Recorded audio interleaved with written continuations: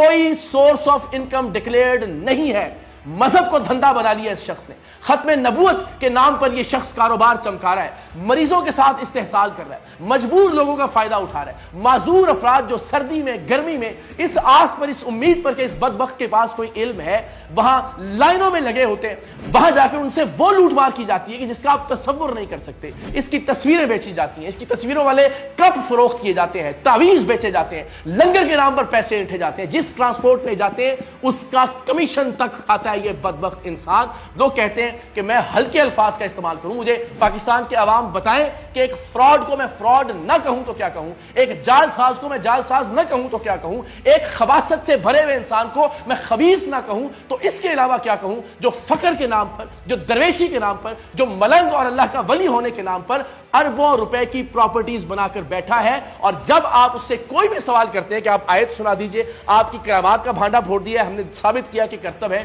تو یہ کہتا ہے کہ مجھ پر اس لیے اٹیک ہو رہا ہے کہ میں ختم نبوت کا نام لیتا ہوں. پاکستان کے علماء, پاکستان کے غیور مسلمان, پاکستان کے مشائخ اگر اس فتنے کا راستہ نہیں روکیں گے تو دنیا بھر میں جگ ہسائی ہوگی, آپ کے عقیدے کی بھی, آپ کے نظریے کی بھی, اور ختم نبوت کے مقصد کی بھی, کہ اس طرح کے بدبخت, اس طرح کے رذیل اور اس طرح کے خبیث انسان ختم نبوت کے کاز کا بدقسمتی سے چہرہ ہے. ہم سب کو اس فتنے کا راستہ روکنا ہوگا.